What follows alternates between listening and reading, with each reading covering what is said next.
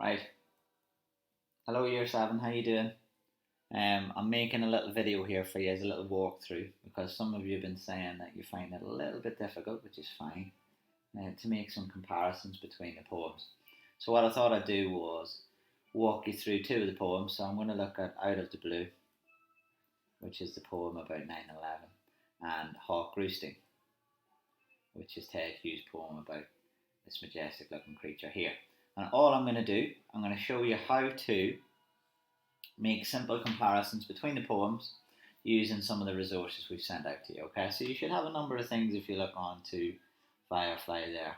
The first thing that you'll have is all of the poems. They come in an anthology. So the first thing that you've got to do before you do anything else is you've got to make yourself familiar with the poems. So you read through the poem, and if you're thinking, I don't really understand what's going on in that poem, that's fine. You watch the videos that are on Firefly, okay? So read the poem, watch the video. The video explains what the poem's about. And then once you've done that, you move on to thinking about making some comparisons between that poem and the other poem. So the other poem here is Hawk Roosting. You read Out of the Blue, you watch the videos, then you read Hawk Roosting, and then you can start thinking about making some comparisons. There's a video on Hawk Roosting as well. I've also put online for you. Number 2, we start thinking about making comparisons. Now, there are some versions of these that are pre-filled in with some ideas, with comments on language and structure and form and some sorts of comparisons that you can make. But what we're interested in are the comparisons of ideas. So what you do then is you move on to thinking about making comparisons. Now, this is a very simple Venn diagram that you will have used in maths, and all you have to do is poem number 1 is on the left hand side here. That's this poem here. Poem number 2 is on the right hand side here, and you say that this poem has got this, whereas this other poem has this, but they both have this. Okay, that's all you're doing, and you're filling it in. Now it's just bullet points, so you might manage to get a couple of bullet points in there. You're not going to worry too much about making sure that you've always got lots and lots of detail in all of the different columns, because what you're going to then do is use those ideas to help you to write your essay or your paragraphs. And over here we've got the essay plan. And this essay plan is designed to help you compare the two poems. So the question is always going to be the same. And you get to pick your question. It's compare the ways poets present ideas about, and this one today is control, how they present ideas about control in, and we know it's Out of the Blue, and we know it's Hawk Roosting today. That's the example I'm going to do for you. So how do poets present ideas about control in Out of the Blue and Hawk Roosting? Well, I'm just going to use my paragraph structure that I'm used to. There's 3 things that I need to do. I'm going to say what the poet has done, how they've done it, and maybe why they've done it. So I've got my simple structure. I might say, firstly, both poets use, and if I'm saying both poets, I'm going to need to use this area here. Or I might say, in poem 1, we can see, if I'm going to do that, I'm going to talk about poem 1. But I need to compare to poem 2, so I'm going to say here, repeat the process. In poem 2, the speaker, and then I need to move on to there. Okay, let's show you how it's done. So I've got the 2 poems here. Step 1, I'm going to make sure that I'm going to read the poems. Step 1, I'm going to read this one, I'm going to watch the videos, and then I'm going to read this one, and I'm going to watch the videos. I'm going to make sure that I'm really comfortable before I do anything. Then I might spend some time annotating those poems. If you're doing it in your book, that's great. You can just write some bullet points. If you want to do it on the actual anthology that's been sent out to you, that's fine as well. Here's the comparisons that we're making. So the first thing I do when I'm thinking about comparisons is I think about other words that mean similar to this. So control, you can have kind of power goes nice and well with that. Authority goes nice and well with that. Maybe strength. Those are some of the ideas that we're looking for in the 2 poems. Then I've just got to work through this one looking for ideas about authority or control or power or strength. And then I'm going to look through this one and do the same. And I'm going to annotate. I'm just going to do some simple examples of some annotations on this slide to help you out. Alright, so let's read through the first stanza of Out of the Blue. Now, Out of the Blue is a poem written by Simon Armitage to commemorate 9/11, and in it, the speaker, the person who is speaking, is trapped in the tower, which is on fire, and they are talking about, they can see on the ground all of the TV crews, and they can see all of the bystanders watching. Okay, so this person is talking directly to those people on the floor. Alright, that's the viewpoint that's been adopted here. And the speaker says, let's have a look. You have picked me out through a distant shot of a burning building. You have noticed how a cotton shirt is twirling and turning. Now, the first thing I talk about with control here, I can talk about the opposite of control. So to have no control would be to be powerless. So it's the same thing. If you're talking about an idea, you can always talk about the opposite idea. And here, where this speaker says about waving a white cotton shirt, sometimes when people are in battle, they might wave a little flag, and it would be this colour. It would be a white colour. When would you wave a white flag? It might be maybe a sign to give up or surrender, or it could be a sign of peace, if you like. Oh, I just knocked my camera. I just had a little electric shock off my computer there. Try and fix that. It's irritating. It's a bit better. Okay, so there's an idea number one. There's one thing I could say. Another thing I might say is control. So he says in the second stanza, in fact, I am waving in the clouds, but waving when? Waving. Does anybody see a soul worth saving? Now, I can talk about language choices if I like. I can say, well, the writer has repeated, the poet has repeated the verb waving over and over and over again. Maybe this shows that the speaker has no control, has no power, maybe is losing a little bit of strength. Maybe that's an idea about panic, which is to do with this sense of control. He's panicking because he's got no control over what's going to happen to him or her. And then the poet uses this line here, which will stand out to you because of the punctuation. Does anybody see a soul worth saving? Now we know, because we work very hard on our literary techniques, that is a rhetorical question. Rhetorical is always hard to spell, isn't it? Because it's got that silent H. Now you'll remember the rhetorical question is one that either answers itself or doesn't expect an answer. So really, the speaker of this question, does anybody see a soul worth saving? I'll give you a little bit of information here as well. A soul worth saving is used those words because sometimes when people are stranded, they might use a particular symbol to signal to people who could come and save them. And that symbol would be, you probably know this already, it's S, what comes next? Yeah. And then that's followed by S as well. So this means save our souls.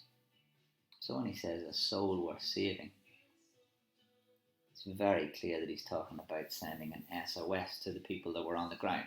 Right, let's skip down. You get the idea. And I'm going to talk about the control that a particular aspect of the poem has. This bit here, this stanza, I think is a good one to talk about when it comes to control. So the speaker says, I am trying and trying, but the heat behind me is bullying, driving.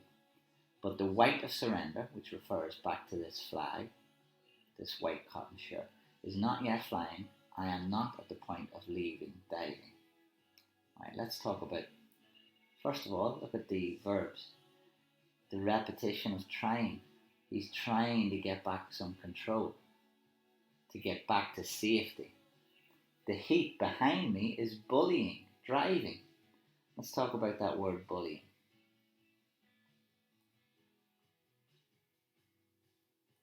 So clearly, the fire that is raging in the tower at this point is being presented as a bully. The heat behind me is bullying. Now, a fire can't be a bully, can it? Because that's a human thing. So we would say here that this is personification. That would be the method. Now, I'm not too worried about you getting the methods correct. It's about the ideas we want you to talk about, comparing the ideas. However, it is personification because the fire that is raging is being shown to kind of be a bully to this person that's trapped in the tower. Now, a fire can't be a bully. A bully is a human thing, so that's why it's personification. Remember, person is in personification. But the weight of surrender is not yet flying. I am not at the point of leaving. Diving. Now, this is very sad here. This diving word suggests that perhaps he's in this tower and he's thinking about jumping out the window, and knowing that there's no way for him to escape the tower. And this is a very famous video that you'll see if you go and watch the video that I've put on Firefly up for you, of this particular person who is waving this shirt and then eventually chooses to face jumping out of the skyscraper's window rather than death by the fire. Okay, I'm going to move on to poem number 2 then. So those are just some ideas. That's poem number 1. Just some ideas about control. Now, poem 2 is a completely different poem. Poem 2 is narrated by a hawk. So the speaker is a hawk. Now, we know that hawks can't speak. They can't talk. So we know that this hawk has been personified. It has adopted a human persona in order to speak in this poem. Oh.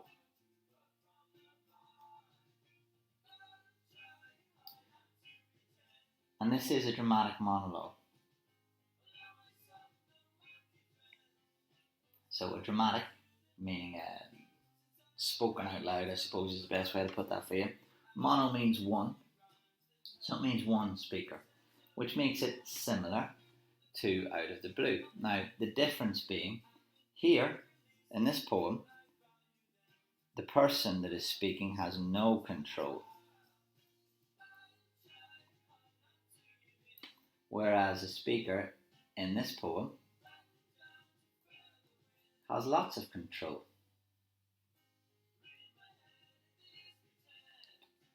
Come out weird there.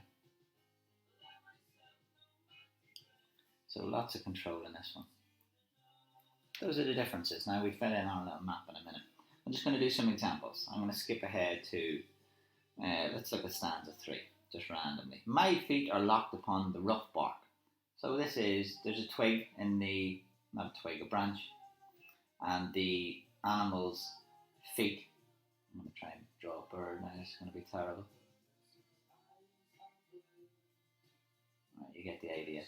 So the animal's legs are locked upon the rough bark. So we got this branch, and the animal's legs are locked upon it. Now, why would you pick that verb? To lock. Here, I suppose we could say it's used as an adjective as well. Locked upon the rough bark of creation. Now, to me, locks. If I drew a little lock here.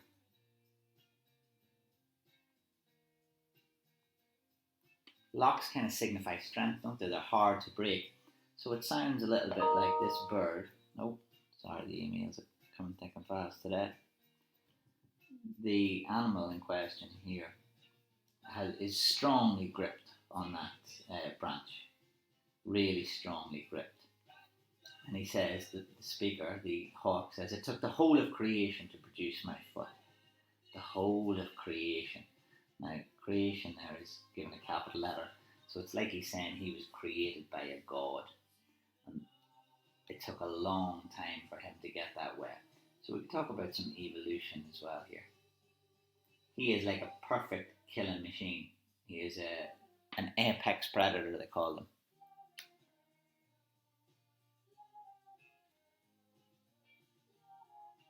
Let's fix that. I think it's knocked a little bit.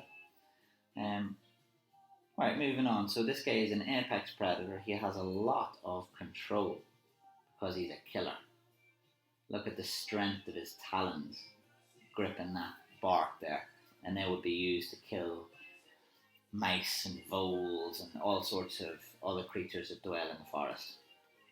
Alright, he says, now I hold creation in my foot, or I fly up and revolve it all slowly. And he says, I kill where I please because it is all mine. Now we could do some analysis and say that mine is quite possessive. And he also says all, which is a collective noun. So this suggests that he's got a bit of greed,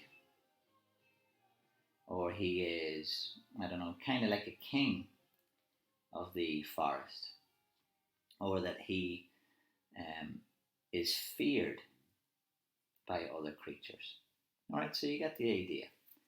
He's greedy, he's a king, he's feared, which all comes back to the strength and power and control that he has in the forest. Now that's all we're looking for. Simple ideas. You don't have to have millions of them. You want to have about 3 ideas per poem. That's an example. We could write an essay now just on what we've pulled out there. So here's how we would do it. I'm going to fill in the comparison diagram. So this is how you would use this. Now they're different for every poem, or every 2 poems. This one's all about control. So I'm going to think about how these are similar. I like to start in the middle because that's the most difficult. And once I've done the most difficult thing, it's going to be easy for me to come back and do the slightly more... I can't turn off the light for some reason on this camera. Oh, there we go. So it's easier for us to come back then. So let's do the challenging thing first. Get the hard one out of the way. So both poems discuss or show or highlight speakers. Let's say speakers who are in a battle. So it's the hawk versus his prey, and it is the banker. That's the person that's in the tower. The speaker in Out of the Blue is a banker versus the fire. It's the fire that's attacking him. So the banker versus the fire, and the hawk versus the prey. So they both discuss those things. That's enough. I can move on from those. Both are dramatic monologues. They've got one speaker. So they've got one speaker, which is one voice. Right, there's a simple thing. What else do they both use? Well, if I flick back, I can see that both of them tend to have 4-line stanzas. Can you see that? 4 and 4 and 4 and 4. They're called, I don't know why I'm putting a 2 there, that was automatic. We call them quatrains. It just means 4 lines. 4 lines is fine. So that's something I could talk about. I could think about why is that the case? And there's plenty I can say, and we'll come to that later on. Let's think about what else they both have. This one talks about a bird going by and having power in the air, and the idea of flight. So we could talk about how that's similar, or different if you like, to hawk roosting. So both poets talk about heights and flying.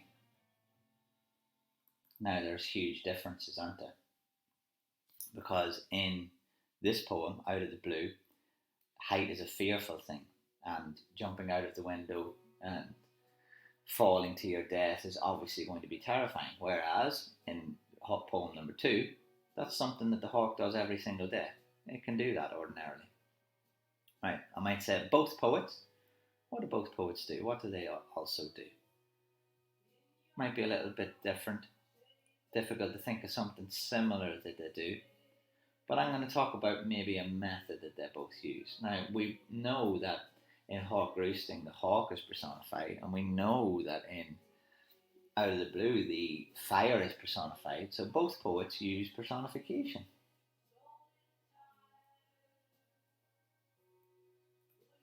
We've got the fire in Out of the Blue, and we've got the hawk in Hawk Roosting. Okay?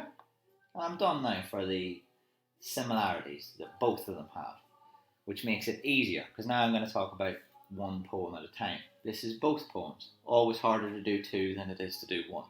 So I'm going to start with, let's go back and do Hawk Roosting then. Let's do it reverse. Might be a little bit more varied that way. So Hawk Roosting discusses, shows, highlights. I'm thinking about control, and I'm going to say the power and authority of the hawk in the forest. Right, there's one idea. That's just an example. Now I could come up with a couple more. I might say the hawk roosting uses imagery and methods like, well, what other methods does it use? For example, mine. The word mine is very possessive. So I'm going to say, here's a method. It uses possessive pronouns. Like mine. To show the arrogance of the hawk. Something along those lines. That's an example again. You could come up with another couple there. Easy. But only hawk roosting has, well, what does hawk roosting have that Out of the Blue does not have? Only hawk roosting, I might say, has a character who lacks any fear. He never seems to be fearful, does he? Now, controlling your fear. I'm thinking always about that central idea of control. So a character who lacks any fear. But only Out of the Blue, I can just jump straight across here, has a speaker who is panicked and out of control, I could say. It's called Out of the Blue, isn't it? So, well, that signifies something happening very fast and unannounced, but we know that the speaker in this poem is panicking because they haven't had any time to prepare. They have no time to save themselves. They have every right to be panicked. They should be. We would all be panicked. Whereas the hawk seems to be always very mellow, always very chilled out, never likely to be in any way even scared, I would say. Right, what does Out of the Blue discuss or show or highlight? Just an example. It discusses the control a fire or a disaster has over human life. Okay? So think about how it highlights that when we are in danger as humans, we're very vulnerable. So we lack control when there's a huge disaster like that. Out of the Blue uses imagery and methods like I could probably talk about. To me, the repetition of watching, driving, flying, spiraling, falling, wheeling, breathing, those verbs, those present tense verbs,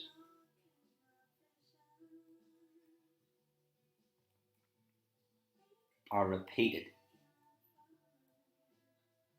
consistently. And it because it's in the present tense, there's a sense of immediacy. It's happening right now. And it also puts us in the shoes of that person. It feels like it's happening right now. I'm still breathing, I'm tiring, I'm firing, I'm sagging. And then that final one, flagging, it makes it sound like they're running out of energy. Now remember, this is an extract, so it continues on. Now I'll show you what happens at the end of that poem another time. So I could come up with another couple of examples there. That's how I fill that in. Finally, what you've got to do is you've got to think about comparing the two poems. So I've made this little plan for you, and the question is always going to be the same. Compare the ways the poets present ideas about in poem 1 and poem 2. Now this is going to be out of the blue, and this one's going to be Hawk Roosting, and I don't need to worry about choose theme because I know my theme is control. I picked the themes for you between the poems, alright? So it's there at the very top of the poetry comparison sheet. Now, I might do a little intro. I'm going to skip the intro here, but if you were writing your essay, you would do the intro. I'm just going to show you how to do a paragraph, and I'm only going to do this bit here. I'm going to do one comparison, alright? In your essay, in your final essay, you would do two comparisons, alright? But I'm just going to show you an example paragraph. How would I use all the ideas I've come up with there to come up with my paragraph? Well, I've just got to follow my plan. So first of all, I'm going to say what. I'm going to make my first comparison. Is the idea the same or different in the poems? Well, I'm going to say, firstly, both poets use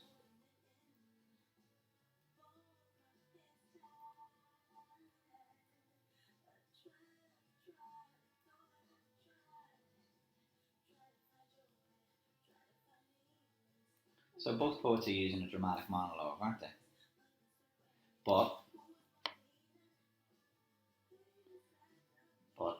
in, and I'm just going to write out of the blue like that. You should write the full thing, but I'm going to run out of room here if I don't make some sort of amendments. And out of the blue, this speaker is a banker trapped and panicking in a fire, whereas in Hawk Roosting, the speaker is a calm predator. Okay? Done. I'm going to think about what the poet has done in poem. So in Hawk Roosting, the hawk says, let's go back. In Hawk Roosting, the hawk says, let me see, I kill where I please. That's one we talked about. In Hawk Roosting, the hawk says, I kill where I please. Right, I've got my quote, done that. I've got to do my terminology. So the, let's say, personal pronoun I shows how predatory the animal is, and it seems, I'm going to say it seems quite merciless. I kill where I please. Right, there's my inference. I might talk about why the poet has done that. So I'm going to say, perhaps the poet is trying to show how powerful, I'm coming back to ideas about power and control, and controlling this animal is in the forest. Now I need to compare. I've got to repeat the process for poem 2. Whereas could use whereas. I've done whereas already, haven't I? So I might say, comparatively, the speaker in Out of the Blue is powerless and in need of mercy. So at the opposite end of the spectrum, we see this. And what line do I want to say to show that this speaker is feeling panicked? Do you see a soul worth saving? I am still breathing, tiring, any of those. I'm going to use this last little one. I am feeling, flagging, because they're running out of steam in their admission. So they admit, I am flagging. Now I need to talk about the use of a method, the use of the verb flagging. I'm going to run out of room, connotes tiredness. Now I'm going to just squeeze in why they've used that. I'm going to say, maybe the poet intended to convey how and painful this experience was. I'm never going to fit it in there. So I'm going to say the use of the verb flagging connotes tiredness. They're getting really tired. They're so exhausted. Maybe the poet intended to convey how demoralised, how in pain, how exhausted the speaker of this poem was. And they lack any control. They've got no control over their environment or their situation. Okay? Right. That brings us to the end. So you've got in here, very simple. Number one, you compare the poems. You read the poems, you think about the ideas. Number two, you build up an argument by planning and thinking about the similarities and differences between the poem. Number three, eventually you got to think about putting it into your what,